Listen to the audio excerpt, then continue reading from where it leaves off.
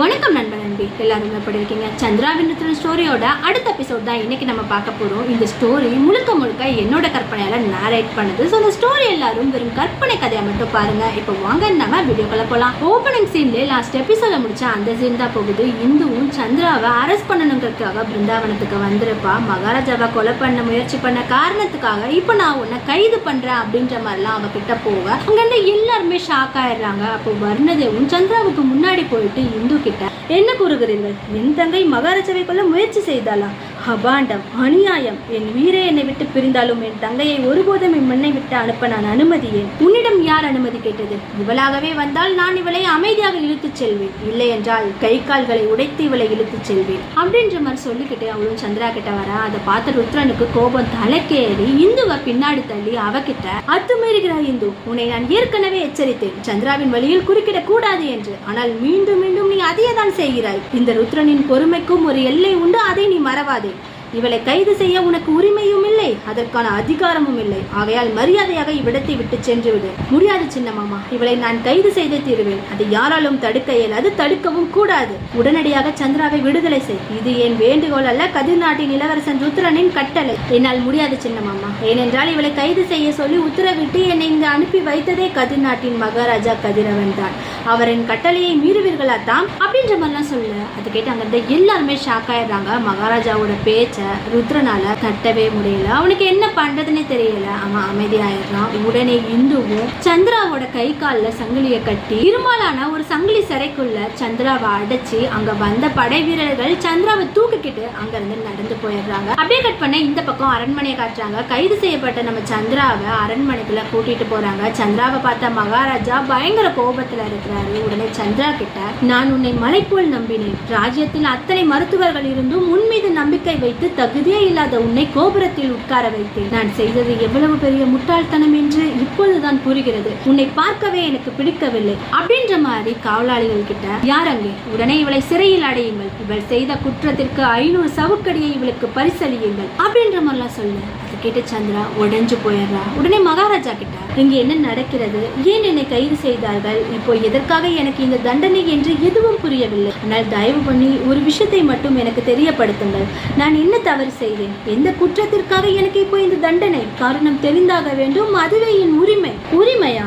அதுவும் சரியே, கூறுகிறேன் கேள். இரவு தூங்க சென்ற மகாராஜா படுக்கையிலேயே மயக்கமானார். அவரை சோதித்த பிறகுதான் தெரிய வந்தது அவர் விஷம் உண்டிருக்கிறார் என்று. விசாரணையின் போதுதான் தெரிய வந்தது நீ தயார் செய்த அந்த மருந்தில் தான் விஷம் இருந்திருக்கிறது என்று. இதுவே நீ செய்த குற்றம். இல்லை இல்லை, துரோகம் அப்படின்ற மாதிரிலாம் சொல்ல. அதை கேட்ட சந்திராவும் தன்னோட பக்கத்துல இருக்க நியாயத்தை சொல்லலான்னு முன்வரா. பட் இந்துவோ சந்திராவை ஒரு வார்த்தை கூட பேச விடாம அவளை அடிச்சு அங்கிருந்து இழுத்துட்டு போயிடுறா. அவங்க அங்கிருந்து போனதும் ருத்ரன் அந்த இடத்துக்கு வரான். ருத்ரனை பார்த்த மகாராஜா ருத்ரனை பேச விடாம அவன்கிட்ட, மறு வார்த்தை பேசாதே ருத்ரா, தண்டனை விதித்தவன் நான் ஆவேன். இன்னும் சில நொடிகளில் தண்டனை அரங்கேற போகிறது. தீர விசாரணைக்கு பிறகே இந்த தண்டனை அவளுக்கு வழங்கப்பட்டது. என் விசாரணையில் உனக்கு நம்பிக்கை இருக்கும் என்று நான் நம்புகிறேன். குறுக்கே வராதே. தெரியும் தந்தையே, நான் ஒன்றும் அவளுக்கு ஆதரவாக பேச வரவில்லை. நீங்கள் எவ்வாறு அவளை நம்பினீர்களோ அதே போல்தான் நானும் அவளை நம்பினேன். அவள் தங்களுக்கு மட்டும் துரோகம் செய்யவில்லை, எனக்கும் தான் செய்திருக்கிறாள். ஆகையால் என் கைகளால் அவளுக்கு தண்டனை தர வேண்டும். அதுவே என் விருப்பம்.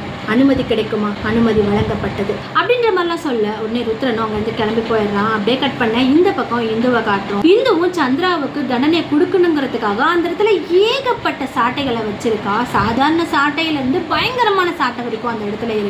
ஒவ்வொரு சாட்டையிலையும் பயங்கரமான ஆணி எல்லாம் பொருத்தப்பட்டிருக்கும். அதெல்லாம் பார்த்த சந்திராவுக்கு ஒரு பக்கம் பயமா இருந்தாலும் இன்னொரு பக்கம் அவளோட மனசு ரொம்ப பாரமாயிடுச்சு. ஆனா இந்து சந்திராவை கொல்ல திட்டம் போடுறா. அங்க இருந்த சாட்டையிலேயே ரொம்ப பயங்கரமான கொடூரமான சாட்டையை அவ தேர்ந்தெடுக்கிறா. அந்த சாட்டையில கிட்டத்தட்ட 500க்கு மேற்பட்ட ஆணிகள் சின்ன சின்னதா பொருத்தப்பட்டிருக்கு. அந்த சாட்டையால கண்டிப்பா ஒரு 50 அடி வாங்கினாலே அவங்க இறந்து போயிருவாங்க. பட் நம்ம சந்திராவுக்கும் 500 சவுக்கடிகள் மகாராஜா தண்டனை கொடுத்திருக்காரு. இந்துவும் இந்த வாய்ப்பை பயன்படுத்தி சந்திராவை எப்படியாவது கொல்லணும்னு அவ முடிவு பண்றா.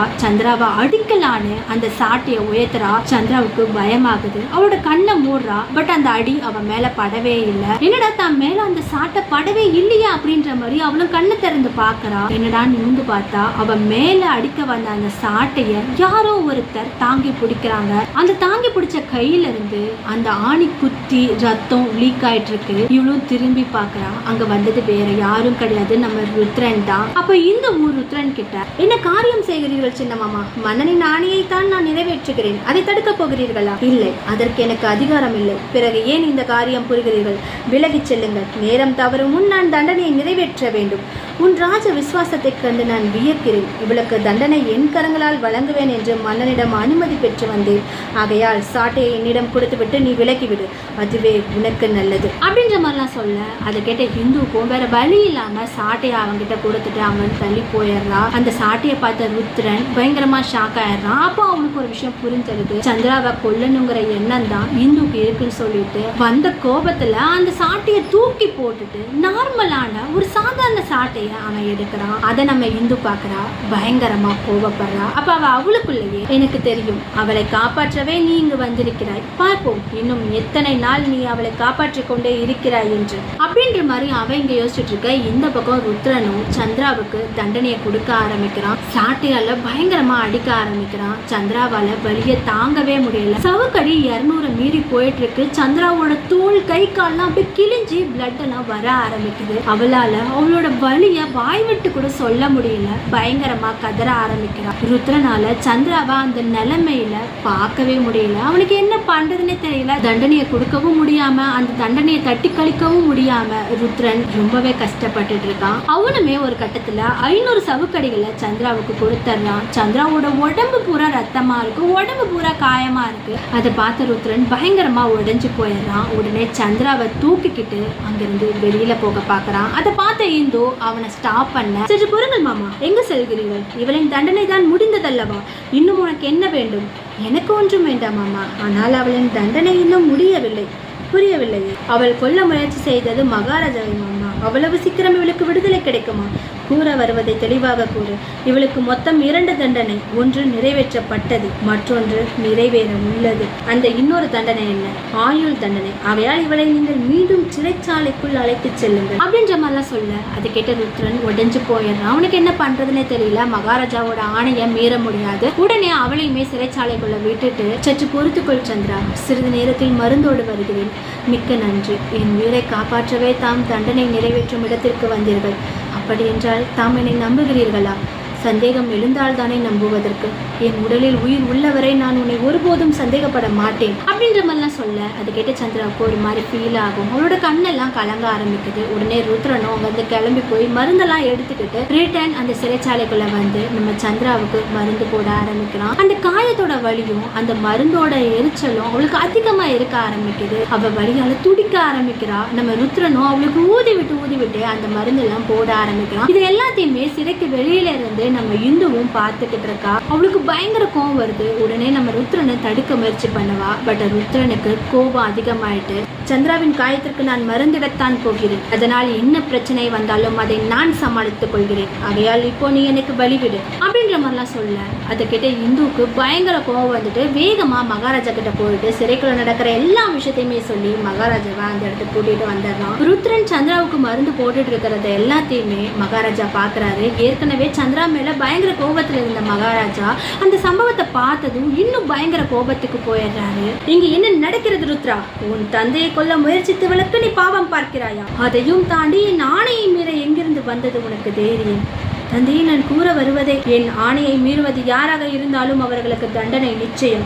எதுவும் பேசாமல் என்னுடன் வா, உனக்கு தண்டனை கொடுக்கவிருக்கிறேன் அப்படின்ற மாதிரிலாம் சொல்லிட்டு அவரும் அங்கிருந்து போக அதை கேட்ட ருத்ரனும் சந்திரா கிட்ட எதுக்கும் பயப்படுது, நான் உடனே வந்துடுறேன் அப்படின்ற மாதிரி மகாராஜாவுக்கு பின்னாடியே போறான். அப்போ மகாராஜாவும் ஒரு தனி அறைக்கு நம்ம ருத்ரனை கூட்டிட்டு போய் அவனை முட்டி போட வச்சு அவனோட 2 பாதத்திலையுமே மகாராஜா சூடு போட ஆரம்பிக்கிறாரு. மாத்தி சூடு போடுறாரு. சிறைச்சாலையில நடந்ததுக்கு ருத்ரனை தான் கிட்ட மன்னிப்பு கேட்கணும் அப்படின்ற மாதிரி மகாராஜா நினைக்கிறாரு. ஆனா ருத்ரன் அந்த வலியை தாங்கிக்கிட்டு அந்த சூட்டை ஏத்துக்கிறானே தவிர அவனோட வாயில இருந்து மன்னிப்புங்கிற ஒரு வார்த்தை மட்டும் வரவே இல்லை. அதை பார்த்த மகாராஜாவுக்கு இன்னும் கோபம் வருது. அதே சமயம் ருத்ரன் வலியால துடிக்கிறதையுமே அவரால் பார்க்க முடியல. ஒரு கட்டத்துல அவருக்கு அது கஷ்டமாயிட்டு தண்டனையை நிறுத்திட்டு நம்ம ருத்ரன் கிட்ட, ஏனடா இவ்வாறு செய்கிறாய்? உன் பாதங்களில் தீ படப்பட அது என் இதயத்தை ரணமாக்குகிறது. ஒரு வார்த்தை, மன்னிப்பு என்ற ஒரு வார்த்தை கேட்டிருந்தால் இந்த தந்தையின் கோபம் தீர்ந்திருக்கும் அல்லவா? அதை விட்டு ஏன் இவ்வாறு பிடிவாதம் பிடிக்கிறாய்? ஏனென்றால் நான் செய்தது தவறு இல்லை தந்தையே. மீண்டும் நீ அதையே பேசாதே. நான் கூறுவதை சற்று பொறுமையாக கேளுங்கள். தாம் நினைப்பது போல் சந்திரா இந்த குற்றத்தை செய்யவில்லை. அதற்கு ஆதாரம் ஏதேனும் இருக்கிறதா? ஆதாரம் ஏதும் இல்லை. ஆனால் சந்திராவே அவள் பக்கம் இருக்கும் நியாயத்தை என்னிடம் கூறினார். அதையும் நீ அப்படியே நம்பிவிட்டாய். இல்லை தந்தையே, அது அப்படி இல்லை. நான் சந்திராவிற்கு மருந்திடும் போது அவள் என்னிடம் என்ன கூறினாள் தெரியுமா? அப்படின்ற மாதிரி நடந்த எல்லாத்தையுமே சொல்ல ஆரம்பிக்கிறான். அதாவது சிறைச்சாலையில நம்ம ருத்ரன் சந்திராவுக்கு மருந்து போட்டுட்டு இருப்பான் இல்லையா? அப்போ சந்திரா நம்ம ருத்ரன் கிட்ட, இளவரசி, உண்மையில் நான் மகாராஜாவிற்கு விஷம் கொடுக்கவில்லை. அது எனக்கே நன்றாக தெரியும். இருப்பினும் என் பக்கம் இருக்கும் நியாயத்தை நான் கூறியே ஆக வேண்டும். அதற்கு நான் கூற வருவதை அமைதியாக கேட்கும் ஒரு நபர் எனக்கு வேண்டும். ஆகையால் தான் தங்களிடம் கூறுகிறேன். ஒருவேளை என் பக்கம் இருக்கும் நியாயத்தை தாம் கேட்டால் அது தங்களை உண்மையான குற்றவாளியிடம் கொண்டு சேர்க்கும். சரி கூறு. ஒவ்வொரு விஷயத்திற்கும் ஒரு தன்மை உண்டு. உண்மையாகவே மகாராஜா விஷம் உண்டிருந்தார் என்றால் காலை வரை நிச்சயம் அவர் உயிருடன் இருந்திருக்க மாட்டார். ஒருவேளை அந்த விஷம் வீரியம் குறைந்த ஒன்றாக இருந்தால் விஷத்தின் தன்மைக்கேற்ப நிச்சயம் அவரின் உடலில் ஏதோ ஒரு பாதிப்பை ஏற்படுத்தியிருக்கும். ஏற்கனவே என் தந்தையின் உடலில் விஷம் இருக்கிறது. ஒருவேளை அதே விஷத்தை தான் என் தந்தை உண்டிருப்பாரோ? நீங்கள் கூறுவது போல் நடந்திருந்தால் அவர் மயங்கிருக்க மாட்டார். ஒருவேளை அதே விஷம் அதிகளவு இருந்திருந்தால் நான் முன்பு கூறியதுதான், அவர் உயிருடன் இருந்திருக்க மாட்டார். இங்கு நடந்திருப்பதே வேறு. என்னதான் கூற வருகிறார்? நீ கூற வருவதை என்னால் புரிந்து கொள்ள முடியவில்லை. மகாராஜா சாப்பிட்டது விஷமே இல்லை என்று கூறுகிறேன். என்ன? பிறகு எவ்வாறு என் தந்தை மயக்கமானார்? அவர் மயக்கமாகவில்லை. புரியவில்லை. உண்மைதான், அவர் மயக்கமாகவில்லை. ஆழ்ந்த உறக்கத்தில் இருந்தார். அதுவே உங்களுக்கு மயக்கம் போல் காட்சியளித்தது. உறங்கிக் கொண்டிருந்தாரா? ஆனால் அரண்மனை வைத்தியர் கூறியது முற்றிலும் வேறாயிற்று.